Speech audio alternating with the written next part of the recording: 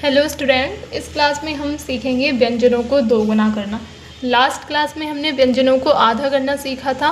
एक बार थोड़ा सा रिवीजन कर लेते हैं। जब भी हम किसी भी व्यंजन को आधा करते हैं तो उसमें हमारा ता या दा जुड़ जाता है, उसमें हमारा ता या फिर दा जुड़ जाता है।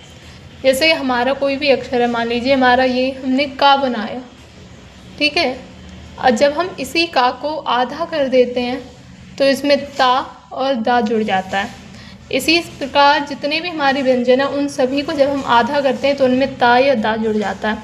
अब कब ता जुड़ता है कब दा जुड़ता है ये आपको वाक्य के अकॉर्डिंग पता पड़ेगा, क्योंकि जब आप पूरा सेंटेंस बनाते हैं तब आपको पता चलता है कि कौन सा शब्द यहाँ पे आना चाहिए कौन सा नहीं। तो वो आप प्रैक्टिस करेंगे तो आपको खुद आने लगेगा, ठीक है। तो आज की क्लास स्टार्ट करते हैं हम व्यंजनों को दोगुना करना। जब हम किसी भी व्यंजन को दोगुना करते हैं तो उसमें टा या डा जुड़ जाता है। जैसे कि हमारा पहला व्यंजन है का, जब हम इसे डबल करेंगे तो इसमें टा या डा जुड़ जाएगा। जैसे हमारा हम नॉर्मली का इस तरीके से बनाते हैं, जब हम इसे डबल कर देंगे तो ये हो गया कट या कट। ऐसे ही हम खा बनाते हैं, खा की जो नॉर्मल लंबाई होती है वो ये होती है, और जब हम इसे डबल कर देंगे तो ये खट या खट हो गया। इसी प्रकार जब हम गा बनाते हैं, गा की नॉर्मल लंबाई ये होती है, जब हम इसे डबल कर देते हैं तो ये गट या गट बन जाता है। इसी प्रकार जब हम घा को बनाते हैं,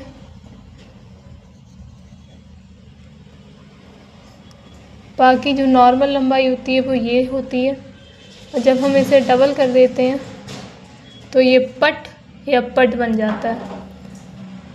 इसी प्रकार जब फा बनाते हैं, फा की भी नॉर्मल लंबाई इतनी होती है, जब हम इसे डबल कर देते हैं तो ये हमारा बन जाता है फट या फड।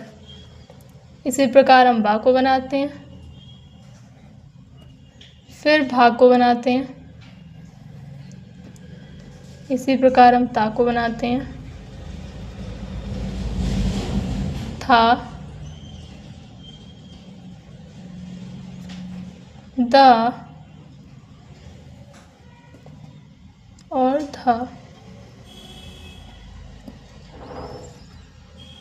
अभी हमने जो रूल सीखा है व्यंजनों को दोगुना करना, उससे रिलेटेड अब हम कुछ शब्दों को बनाएंगे। जैसे कि हमारा पहला शब्द है खटमल, तो इसे हम कैसे लिखेंगे। इसे लिखने के लिए पहले हमारा खा और टा को लेते हैं। इसे बनाने के लिए अभी हमने सीखा है खा को डबल करेंगे,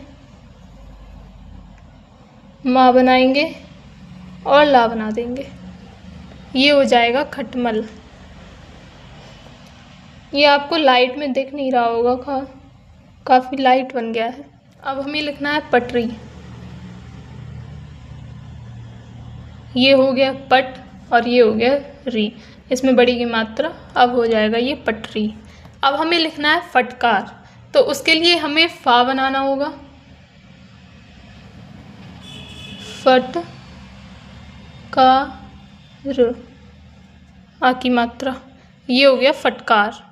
अब हमें लिखना है गड्डी, तो इसे हम कैसे लिखेंगे, गा को डबल करेंगे और फिर डा बनाएंगे, बड़ी की मात्रा, ये हो गया गड्डी। अब हमें लिखना है हड्डी, तो कैसे लिखेंगे, पहले हम हा बनाएंगे डबल, फिर डा बनाएंगे और बड़ी की मात्रा, ये हो गया हड्डी। अब हमें लिखना है कटहल, तो उसके लिए हम का को डबल करेंगे, फिर हा और ला, ये हो गया कटहल। अब आज हमने जितने भी ये शब्द बनाए हैं, एक बार आप इन्हें खुद से बनाने की प्रैक्टिस कीजिएगा, और जितने भी अभी तक हमने जो भी रूल सीखे हैं उन सभी का आप रिवीजन करते रहिए डेली, जिससे आपको कोई दिक्कत ना हो और आप आसानी से आउटलाइन बना सकें। और जो मैंने बताया था कि आप अभी से स्टार्ट कर दीजिए डिक्टेशन लिखना। ज़रूरी नहीं है कि आपके पास आपकी स्पीड नहीं है या फिर आपने अभी तक सीखा नहीं है। जितने भी आपने अक्षर सीखे हैं, जितना भी कुछ अभी तक सीखा है, उस तरीके से आप लिखिए।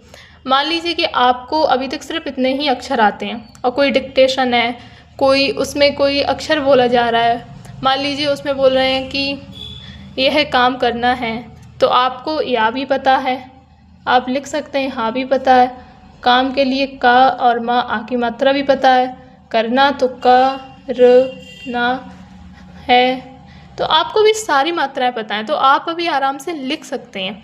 ठीक है, अभी आप जो डिक्टेशन लिखेंगे वो आपकी ज़्यादा से ज़्यादा 1 से 2 पेज में आएगी, क्योंकि अभी आपने शब्द चिन्ह नहीं सीखे हैं। बाद में जब आप शब्द चिन्ह सीख जाएंगे तो वही डिक्टेशन आपकी आधे पेज से भी कम जगह में आ जाएगी, लेकिन उसके लिए पहले आपको ये सब सीखना बहुत ज़रूरी है। तो आई होप कि आप लोग प्रैक्टिस करेंगे एंड थैंक्स फॉर वॉचिंग।